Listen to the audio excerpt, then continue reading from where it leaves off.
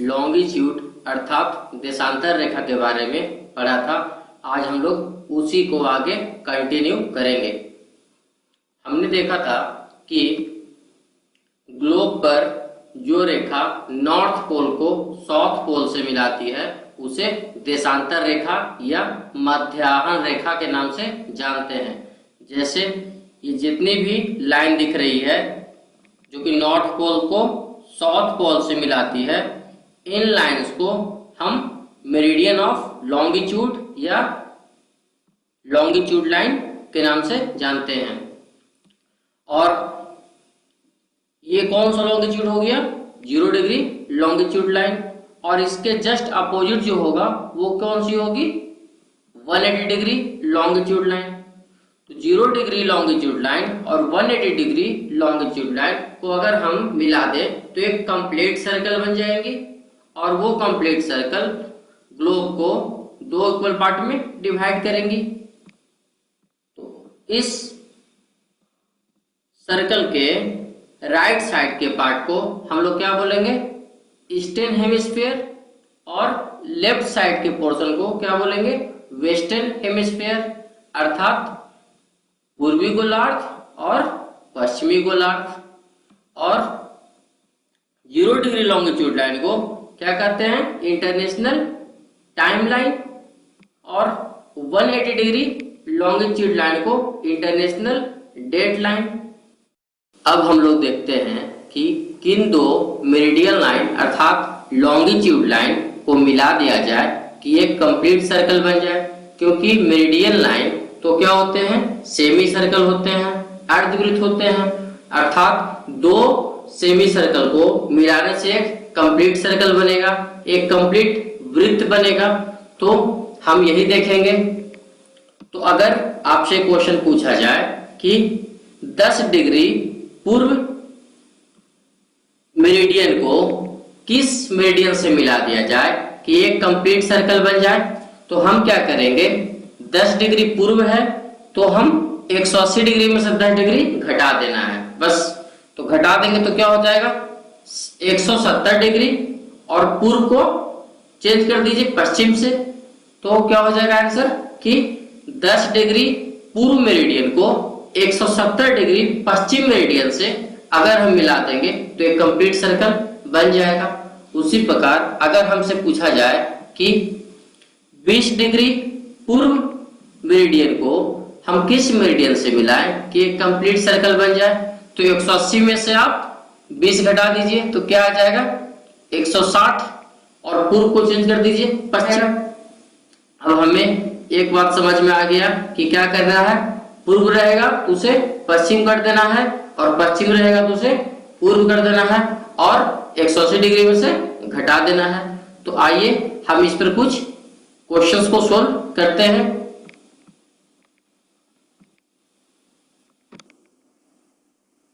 तो अगर पूछा जाए कि 0 डिग्री मेरिडियन को किस मेरिडियन से मिला दिया जाए कि एक कंप्लीट सर्कल बन जाए, अर्थात एक ग्रेट सर्कल बन जाए, वृहत वृत्त, सबसे बड़ी वृत्त, तो हम क्या करेंगे? 180 डिग्री में से घटा देंगे। कितना है? 0 घटा दीजिए तो क्या होगा? 180 होगा।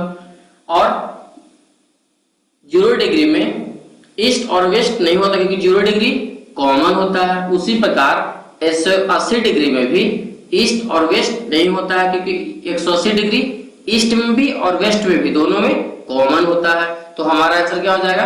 180 डिग्री मेरिडियन को 0 डिग्री मेरिडियन से मिला दिया जाए तो एक कंप्लीट सर्कल बन जाएगा। या इसे हम ऐसे भी कह सकते हैं, 0 डिग्री मेरिडियन को हम क्या कहते हैं? International time line.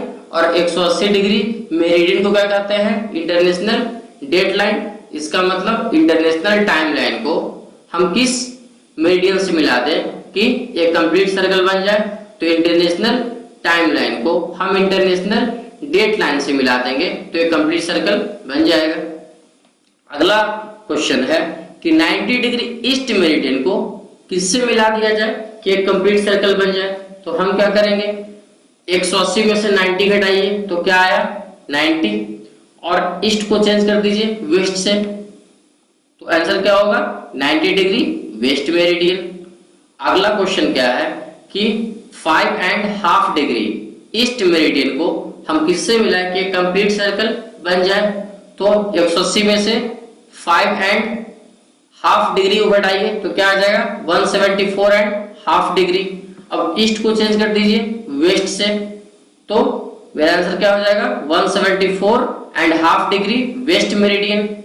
तो अगला प्रश्न क्या है कि 90 डिग्री वेस्ट मेरिडियन को किस मेरिडियन से मिला दिया जाए कि एक कंप्लीट सर्कल बन जाए?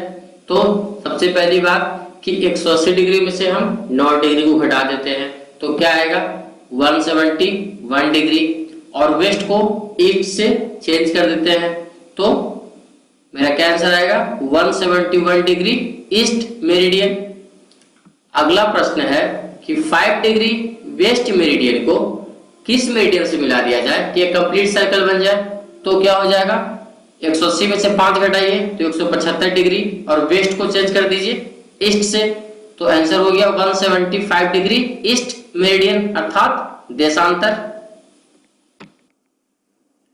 अब हम लोग एंटीपोड के बारे में पढ़ेंगे कि एंटीपोड क्या है अर्थात प्रतिध्रुव क्या है। तो एंटीपोड का मतलब क्या होता है? विपरीत अर्थात उल्टा। तो एंटीपोड क्या है? तो एंटीपोड अर्थ के सरफेस पर एक पॉइंट है। देखिए क्या है? It is the point on the earth surface diametrically opposite to it. कहने का मतलब कि एंटीपोड अर्थ के सरफेस पर क्या है? डायमेट्रिकली अपोजिट पॉइंट है। जैसे मान लीजिए यहां पर एक पॉइंट है तो इसका एंटीपोड क्या होगा? तो इसका एंटीपोड देखिए ये वाला पॉइंट होगा एपी एंटीपोड।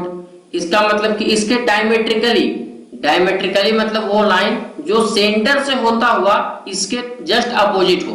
जैसे ये लाइन है और ये लाइन क्या है? इस पॉइंट से जा रहा है और पॉइंट के साथ जाते जाते ये सेंटर के साथ भी जा रहा है, मतलब पॉइंट सेंटर से पास होना जरूरी है। तो इस पॉइंट का एंटीपोड क्या होगा? ये पॉइंट होगा। तो अब हम एंटीपोड समझ गए कि अगर हम यहां से कील ठोके तो ये कील अर्थ के अंदर से होता हुआ जिस पॉइंट पे निकल जाए वो क्या होगा? इस पॉइंट का एंटीपोड होगा। तो एंटीपोड हम लोग समझ गए। अब देखिए क्या हुआ कि ब्रिटेन में जो शहर है लंदन, उसका एंटीपोड क्या है? क्योंकि ये बहुत इंटरेस्टिंग पॉइंट है। तो ब्रिटेन में जो सिटी है लंदन, उसका एंटीपोड क्या है? साउथ ईस्ट न्यूजीलैंड में एक जगह है एंटीपोड आइलैंड। इस आइलैंड का नाम एंटीपोड के कारण ही एंटीपोड आइलैंड रख दिया गया है। मतलब कहने का कि एंटीपोड के कॉन्सेप्ट के कारण ही इस आइलैंड का ही नाम एंटीपोड रख दिया गया है। तो आपसे पूछेगा कि लंदन सिटी का एंटीपोड क्या होगा? तो लंदन सिटी का एंटीपोड क्या है? Antipode island. और ये क्या कहां पड़ता है? तो ये साउथ ईस्ट न्यूजीलैंड के में पड़ता है, मतलब न्यूजीलैंड के साउथ ईस्ट पोर्शन में ये क्या है? एंटीपोड आइलैंड पड़ता है, जो कि लंदन का एंटीपोड कहलाता है। ओके, अगर आपसे पूछा जाए कि एंटीपोड आइलैंड का एंटीपोड क्या होगा, तो एंटीपोड आइलैंड मान लीजिए यहां पर है, तो इसका एंटीपोड क्या होगा? तो यहां पर इसका एंटीपोड लंदन हो जाएगा। तो लंदन का एंटीपोड आइलैंड और एंटीपोड आइलैंड का एंटीपोड लंदन। ओके, अब देखिए कि हम एंटीपोडल पॉइंट निकालना सीखते हैं। आपको कमीशन कभी पूछ सकता है कि इस पॉइंट का एंटीपोड का लोकेशन क्या होगा। मतलब कि इस पॉइंट का आपको लोकेशन दे दिया है, मतलब कि intersection point of latitude and longitude दे दिया है, और इस पॉइंट का intersection of latitude and longitude आपसे पूछ दे तो क्या करेंगे, कैसे निकालेंगे इसे हम? तो कुछ क्वेश्चंस को देखते हैं, इसके आधार पर हमें ये बनाना आसानी से आ जाएगा।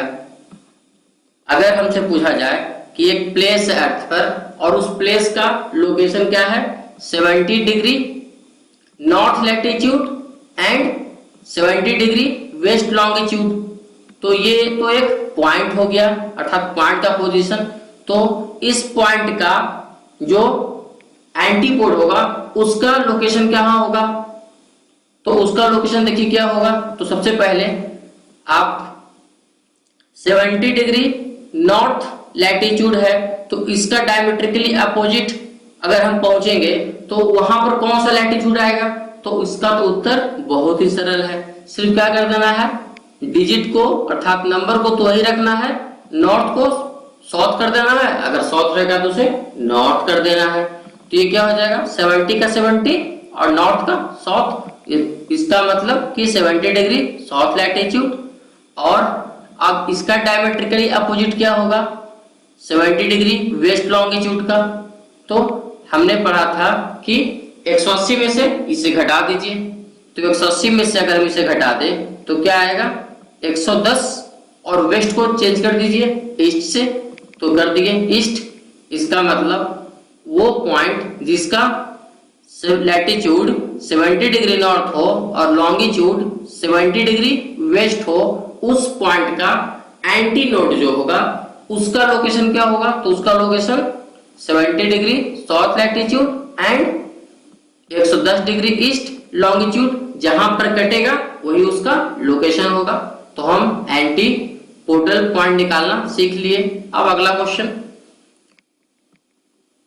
82.5 डिग्री साउथ लैटिट्यूड और 1.5 डिग्री वेस्ट लॉन्गिट्यूड, तो इसका क्या करेंगे हम, तो 82.5 को 82.5 लिख देंगे और साउथ को नॉर्थ कर देंगे, तो लैटिट्यूड निकल गया एंटीपोडल पॉइंट का लैटिट्यूड। अब एंटीपोडल पॉइंट का लॉन्गिट्यूड कैसे निकालेंगे, तो हम क्या करेंगे 180 में से घटाएंगे, तो 180 में से 1.5 घटाएंगे तो क्या होगा 178.5 डिग्री, और वेस्ट का क्या कर देंगे हम यहाँ पर ईस्ट कर देंगे, ओके। और लॉन्गिट्यूड का लॉन्गिट्यूड, तो यहाँ पर हम क्या देखें कि किस प्रकार से हम किसी पॉइंट का एंटीपोडल पॉइंट निकाल सकते हैं, ओके।